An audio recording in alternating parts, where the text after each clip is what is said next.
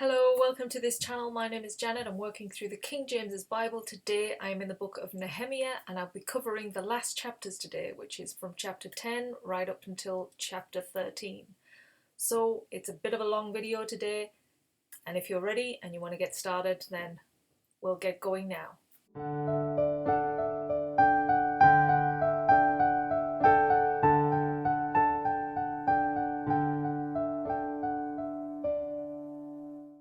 So remember, we have gone through Nehemiah coming up from working for the king of Persia. He's left there, he's gone up to Jerusalem, he's built this wall. It's been a real challenge for him to do that. And now the people are reading the book of law by Moses.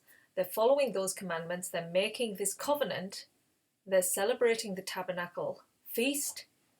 And now in chapter 10, the priests put their seal on the covenant.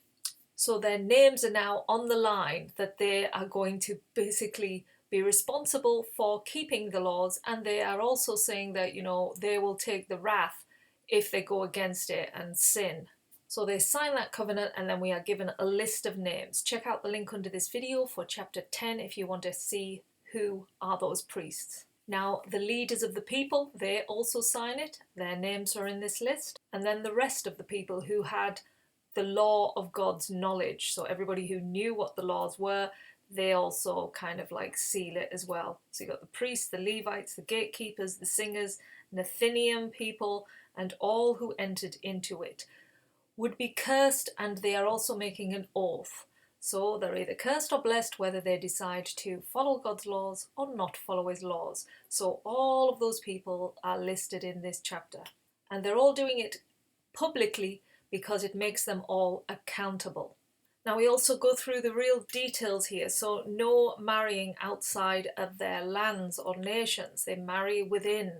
They only marry those devoted to the God of Israel's laws. Because marriage itself is a covenant between the man and wife and God. Those are the three that go into this union. We also learn that you cannot buy or sell anything on a Sabbath day or a holy day. That is not allowed. They also lay down a tax every year that they will pay to give to the temple of God, to make sure that they are looking after that temple and contributing to it. Also a tenth of everything, so a tenth of their first crops, their firstborn sheep, their firstborn cattle, their firstborn herds. They are all given to the Lord, to the Levites, to the priests, to make sure that that temple is run and the service is able to run smoothly. So they're giving grain offerings, they're giving wine offerings, and whatever they want to offer, so that that is like one of the first things that they make sure is taken care of, and to show that they will not neglect God's temple. And that closes chapter 10. Now in chapter 11 it's all about repopulating Jerusalem, because it really is a ghost town. There's not a lot there. Yes, they've got this wall built now and they've got the temple of the Lord built, but it has been very desolate. There's not a lot there, so it's not a real great place a lot of people want to live. So they are making this commitment to populate Jerusalem. So the leaders all choose to live there. They are listed here. Again, check out the link for chapter 11 and you'll find all of the names. And they cast lots, so 1 out of every 10 in the surrounding cities and villages would move to Jerusalem. And all the men who willingly decide, right, I'm going to live here, I'm going to live in Jerusalem, they are blessed by the people. And from verse 3 to 24 is a list of all of the names of the people now residing in Jerusalem and Judah. So that includes the heads of all the tribal leaders of the Benjamin and Judah tribe, also the army captains, the priests, the gatekeepers, and the officials and the royal descendants. They are all setting an example by moving into Jerusalem and the surrounding area of Judah. And then we end this chapter within verses 25 to 36 is a list of all the Jewish villages and towns in Judah. And that closes chapter 11. Now we open chapter 12, and this is a list of all the priests, starting with Zerubbabel, who is the high priest in that day, and then all the Levites. So from verses 1 to 11 is all the people around in that time. Then verses 12 to 21 is a list of the priests in Joachim, who is the high priest, all of the Levites and priests in his time. And then from verses 22 to 26, we have a list of Levites during the reign of King Darius of Persia. So they are all listed. Then we have a dedication ceremony to this new wall of Jerusalem that has been built. So they gather all the Levites from all around, from the towns and cities around them. And this is to sing and to play and to celebrate and just to give thanks for this wall. Then the priests and the Levites, they purify themselves, and then the people, they purify the people, and finally they purify the wall. So everything has now been purified. Then there is like this march, this parade. So they split off into two kind of groups, two choirs. One on the left, they start at the refuge gate, and it lists all their names, including Ezra the scribe. He's kind of like the front man, and they march, playing music, and they're singing, and they go all the way to the water gate, which is on the eastward side, and stop there. The other side, they go in the opposite direction, and they pass the Tower of Ovens, and they go right so as far and stop at the gate of the prison. And during these marches, there's loud singing, there's just joyfulness. They're making sure that the joy is being heard around them. And they're offering sacrifices to God, so it's this like glory day.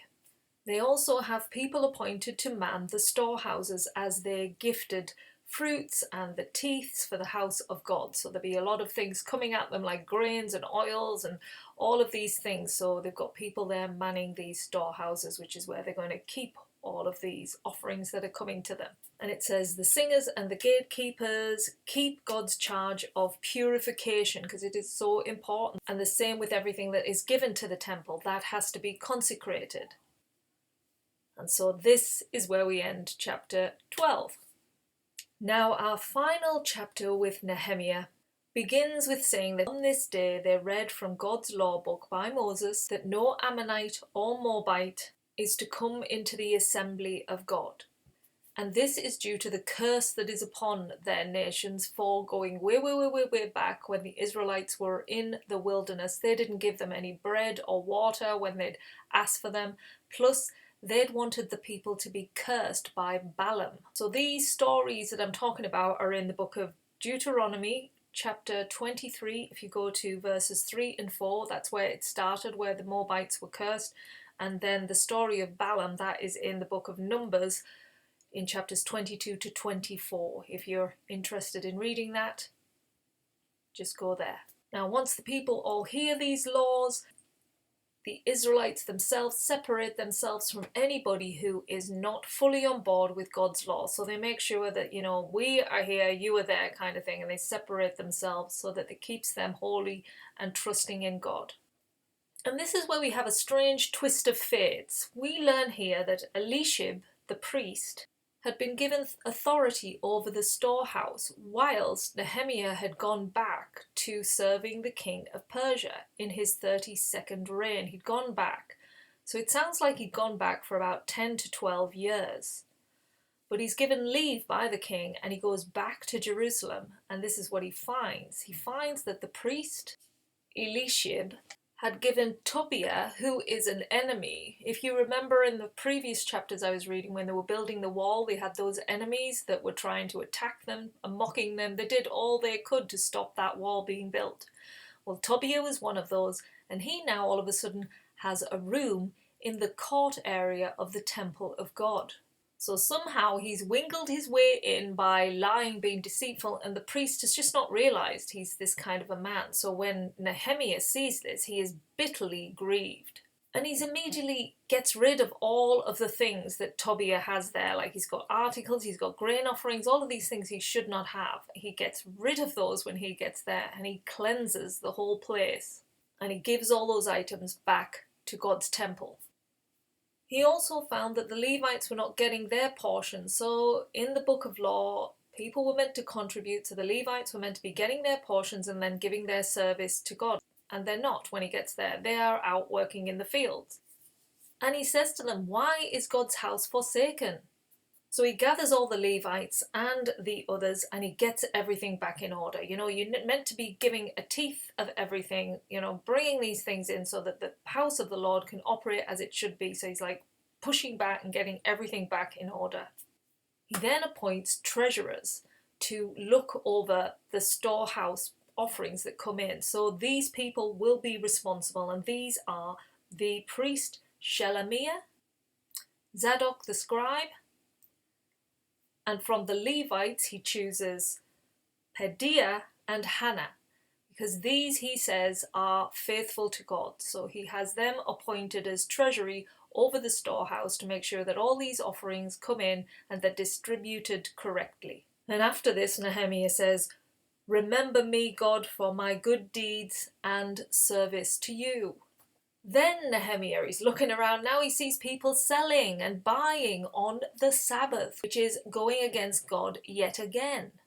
So he commands this stop and he has the gates closed. And yet there's still people trying to hover around and sell. And he's like, "Why are you here? Do you not realize this is bringing wrath onto Israel? God's wrath onto Israel? Stop it, be gone." And they do eventually go. And then he tells the Levites, "Go cleanse yourselves, then get in front of this gate and guard it to sanctify the Sabbath day."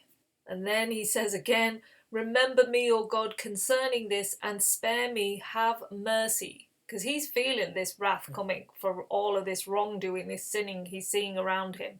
And he's trying his best to put it all back in order. So as the final part to this chapter and the end of this book for Nehemiah, he then sees the Israelites have intermarried. They've mingled in again, and he sees people talking Ashdod, Ammon, and Moab. They're speaking this different language.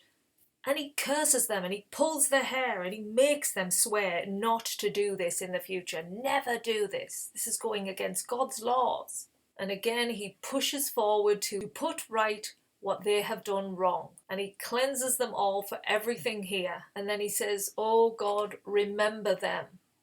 And then this chapter finally ends with saying, "Remember me, O God, for good." And this is where we close chapter 13 and the book of Nehemiah, who, I have to say, is doing his best to try and get the Israelites to follow God's laws. That's what we've learned from him at the start. He had a heart for Israel, Jerusalem, because he's a Jew himself. And he wants the people to thrive. When he hears that they're in distress, he goes out there. He builds this wall. And he's got enemies against him trying to stop him. But he has this faith, this unbounding faith that he is not going to let anything stop him do God's work. He has the people round up. They get the wall built over such adversity. Then they learn about the book of law, and it's like they're following the service, they're making this commitment, this covenant. Then he leaves for 10 years, he comes back and they're slipping into their sinful ways again. And he goes and he pushes them forward come on guys, come on. Don't forget, this is what you have to follow. So he's doing his damnedest to bring them back. And that's where he ends his chapter, his part in God's work. And it's where we leave off today. So I will be back with the next book, Esther. We'll be moving into that book in the next upcoming video. So thank you for your time, and I hope to see you again soon. Bye for now.